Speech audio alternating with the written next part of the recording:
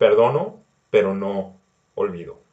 Este dicho tan trillado al que recurrimos varios de nosotros esconde las dificultades que tenemos para dejar ir algunas cosas.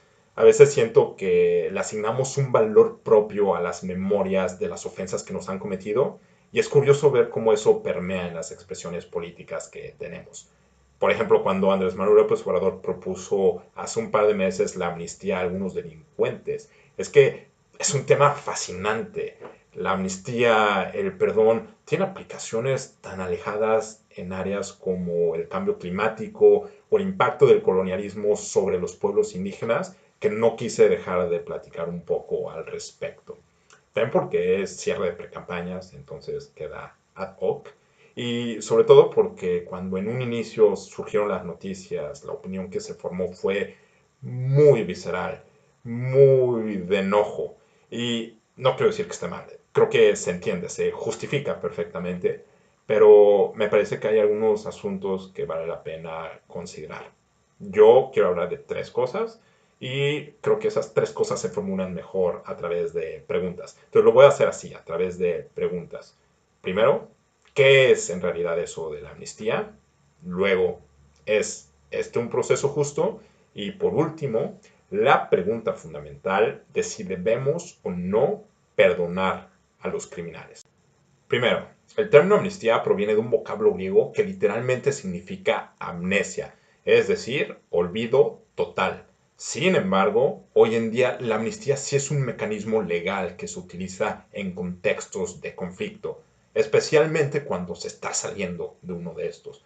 Y aunque los detalles varían de caso en caso, la esencia de las amnistías es terminar completamente o reducir las sentencias de las personas que están cubiertas por esta.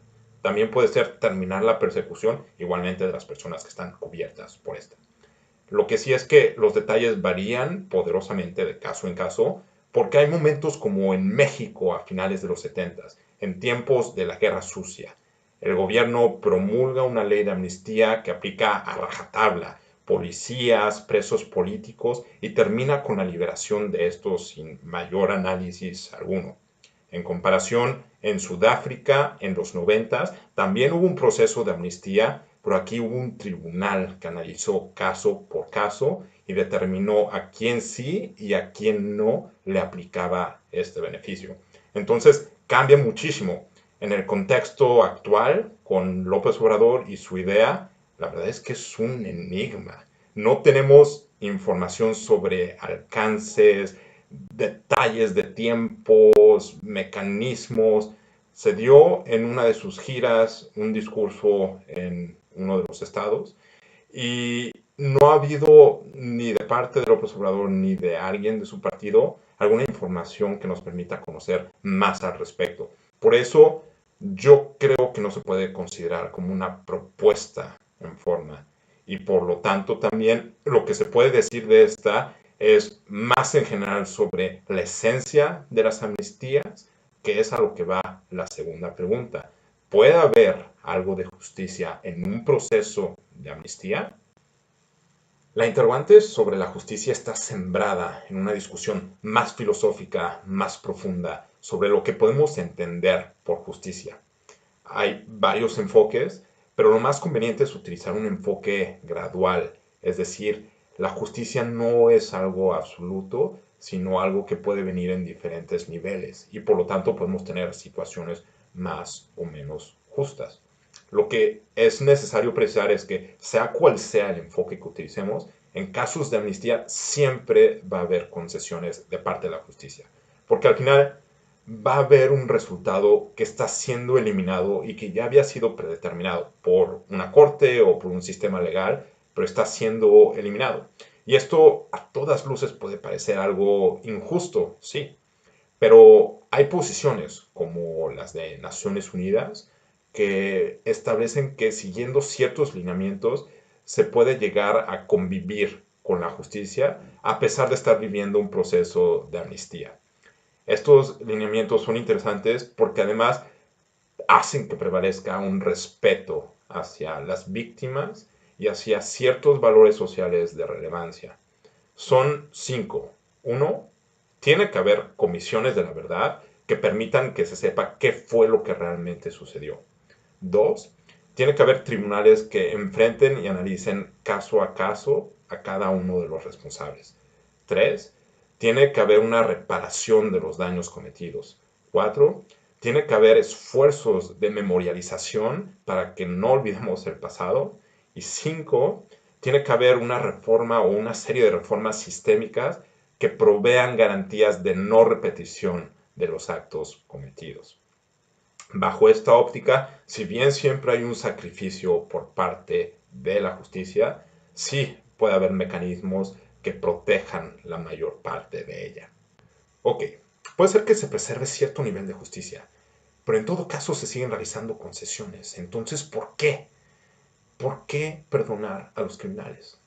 Aquí es importante mencionar que las amnistías son parte de un sistema mayor, al que se le denomina como justicia transicional. En este sistema hay dos justificaciones.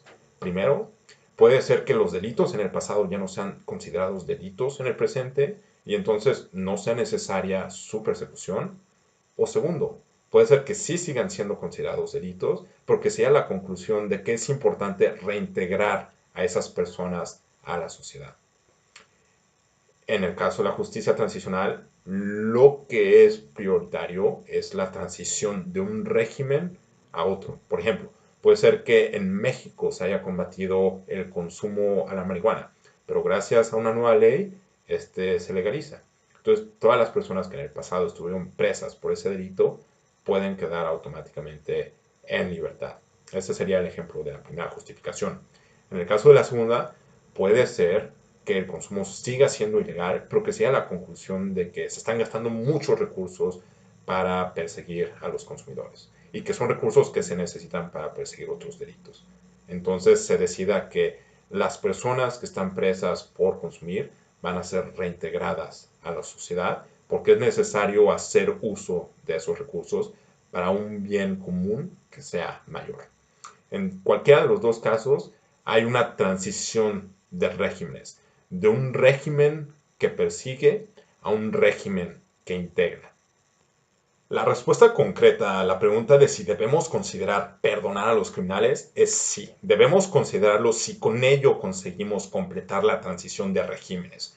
Ojo, las amnistías no detonan este proceso.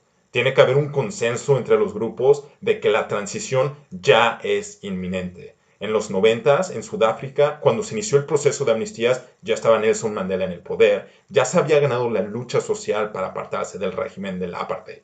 No tiene ningún sentido empezar un proceso de amnistías si este consenso no existe. Regresando a México, ¿qué credibilidad tendrían las instituciones para ofrecer amnistías por delitos que actualmente quedan impunes? En resumen, las amnistías no son por origen una mala propuesta. Implican sí un sacrificio en términos éticos, pero hay estándares de justicia que pueden mantenerse con acciones como el establecimiento de tribunales de la verdad o la reparación de los daños, por supuesto, las garantías de no repetición. Todo esto implica que el nivel de detalle para poder aterrizar cualquier propuesta de política pública relacionada sea elevado. No contamos en el momento con nada de ello, pero independientemente, las amnistías solo funcionan en periodos de transición de regímenes con diferentes valores. Ofrecer amnistías no es una estrategia de seguridad. Mientras no transitemos de un régimen de violencia a un régimen de paz y Estado de Derecho, cualquier discusión relacionada va a carecer de sentido práctico.